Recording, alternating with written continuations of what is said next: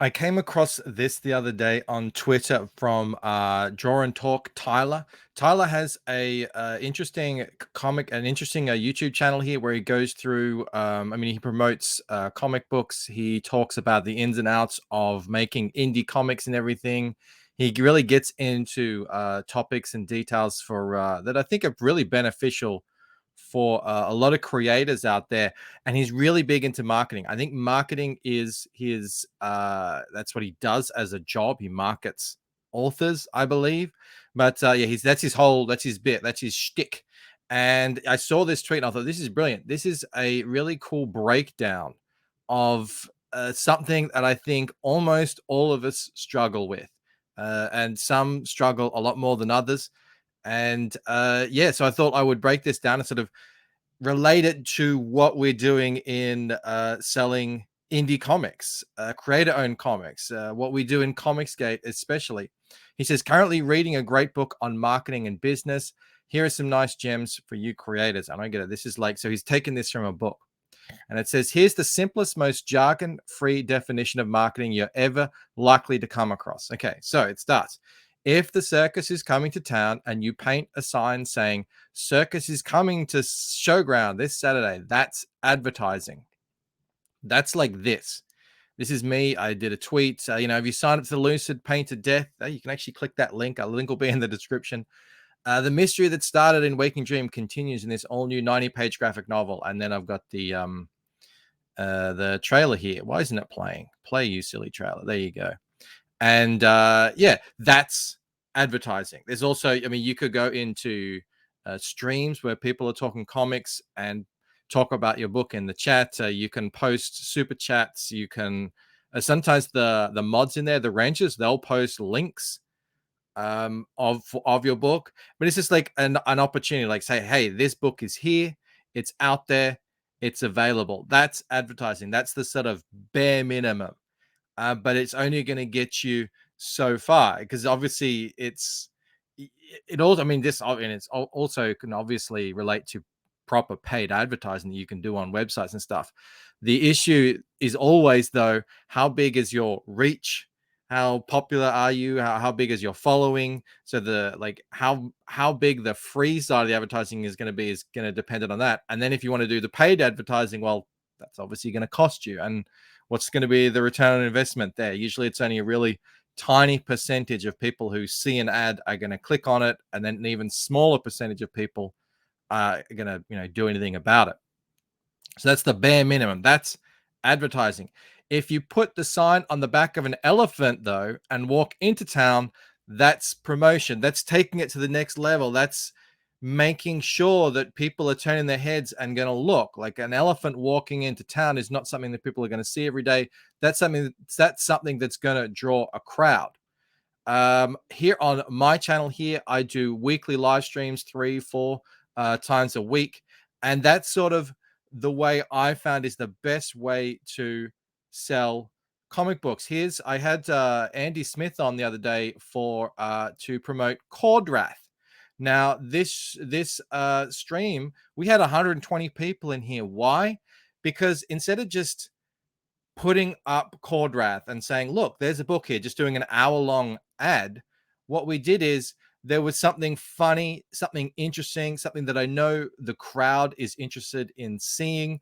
And we actually spent 40 minutes sort of laughing at that, having an interesting discussion and bringing in that crowd and getting them interested in what was happening. And then at the same time and afterwards, we were like, yeah, here's a book, Cordrath, it's new, check it out. This is what it's all about. And I found that is the best way to, if you're going to do it on YouTube, to promote it that way. It's like, yeah, don't just advertise. Don't just say, I have a book. You've got to do something, or, put out some content or something to make people, force people to turn their heads and look and see, oh, what's happening over there. Now, obviously, there's other ways you can do it outside of YouTube, but YouTube is the best way because anyone can really do it. Anyone can start a channel. Anyone can get out there and just, have the opportunity to reach a whole bunch of people. Otherwise, I'm not really sure what you would do in indie comics. I mean, other than going to a convention and making your booth just this, unbelievable, amazing thing. Again, all these sort of things cost money and time, and you might not have those sorts of resources. So YouTube is the best way, I feel, to promote indie comics right now. Let's go back and see. If the elephant walks through the mayor's flower bed and the local newspaper writes a story about it, that's publicity. This is the secret sauce. This is the next level. For me, I'm going to point to when I was doing these animations. I did these animations because I knew they would cause a stir, create a crowd. And for me, the newspaper, I guess, was because I was making these cut downs of Ethan Van Sciver's famous rants that he would do on YouTube and turn them into a cool little animation. The newspaper publicity was he actually played them on his channel, shared them on his Twitter. At the time, I had a couple of hundred Twitter followers. I had, probably less than 100 subs on my YouTube, and here's a guy with 100,000 YouTube subscribers and tens of thousands of Twitter followers sharing what I'm doing because I'd made something that even like much larger platforms took notice of. Now, this whole publicity thing, it can relate to so many things. You've seen it all out there, like when there's drama about, like drama falls into this category as well. Everyone's, oh, what's the latest drama? What's going on? What's happening? Who said what? Who did that? That sort of stuff. That does create publicity. It's up to you to decide whether or not you think any publicity is good publicity. Sometimes if it's really bad, it can actually hurt you and people get turned off you. Sometimes people think it's really bad, but actually it ends up being quite good. Remember, this happened the other week. Dalkione fell asleep on his live stream, and all the pearl clutches are out there saying, "This is horrible. This is awful. What's happened to Dalkione?" Dalkione is kicking ass. He's drawing some of the best art of his life, and after hours and hours, a full day of work, he decides to let go a little bit and get on a stream and have a drink. And the whole internet loses their mind because he passed out on a stream. Well, if we click through to his video here, you can see that stream has 15,000 views, and he jumped up. I think he got like over 1,000 subscribers of that, got monetized. Now, whether or not you agree with whether or not you should be drinking yourself into a stupor on YouTube is not the point. The point is this is publicity. This is it gets shared around. People are talking about it, for better or worse. And yeah, that's like this is the hardest thing, I think, for people to really drum up. Because how do you, on top of everything that's happening out there, how do you create such a buzz that larger platforms are going to pay attention to what you're doing? I always say this: if I had the answer, I'd bottle it and I'd sell it back to you. I don't know. You've got to figure that out for yourself. But that's publicity, and when you can get publicity, you are like, usually that's a great thing. I know a lot of people in Comicsgate, especially, they get sort of semi-canceled on Twitter. Like, oh, look what's happened here. Maybe a publisher abandons them. Maybe someone they're working with abandons them because they don't like their connection to Comicsgate or something. Sometimes just a big time person in the industry just inexplicably decides to call someone out. We've seen that happen with Rini. We've seen that happen with who else? Mandy Summers. You get some person who's got a name on Twitter and in the industry just publicly, that happened to Dalkione, just publicly calling someone out.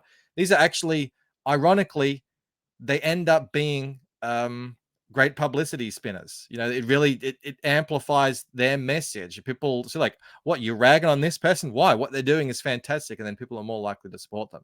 We see that happen all the time.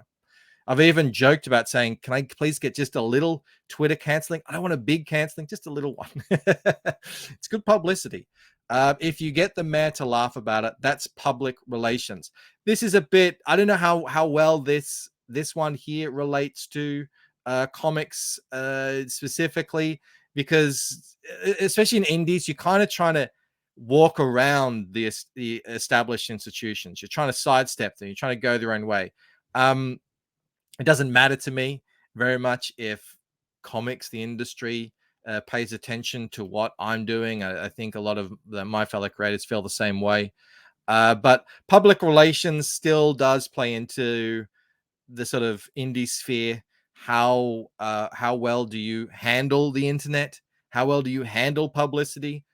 How diplomatic are you? All that sort of stuff. So this one doesn't really factor in, but like it's still relevant. You still got to, you still like your public face still does play a big part in terms of your overall marketing strategy. This next part here, though, does come into play. If the town citizens go to the circus, you show them many entertainment booths, explain how much fun they'll have spending money at the booths, answer their questions, and ultimately they spend a lot at the circus. That sells. That's YouTube Twitter. That's YouTube comic book selling. That's Comicsgate. These are all the streams.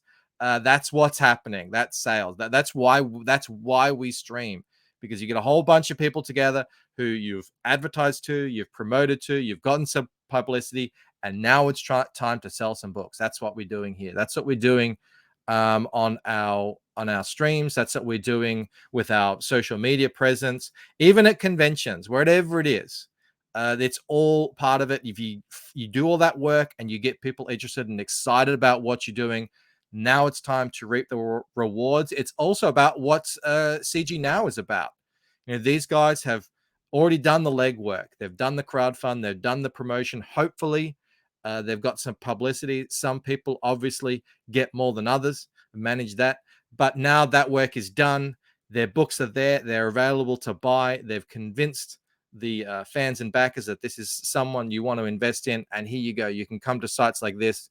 You can go onto the streams, however you choose, and there are stuff to buy. There's product to buy. There's creators to support right here, right now. You guys tell me what you think. I'm really interested in this stuff. I really like this. Thank you, Tyler, for posting this. Guys, please do make sure you are subscribed to Tyler. He does some really fun videos and streams over there on his channel. But that is it from me. If you enjoyed the video, please do give it a like. Consider subscribing, becoming a member. Oh, and sign up. Do sign up to Paint to Death. We are this close. Where is it? We are this close to 1,000 signups. Can you believe it? I can't. It's crazy. That's a mind-blowing amount. That would be awesome if we could see it get over 1,000. I'm working hard on it each and every day. That's it from me. I will see you next time. All right.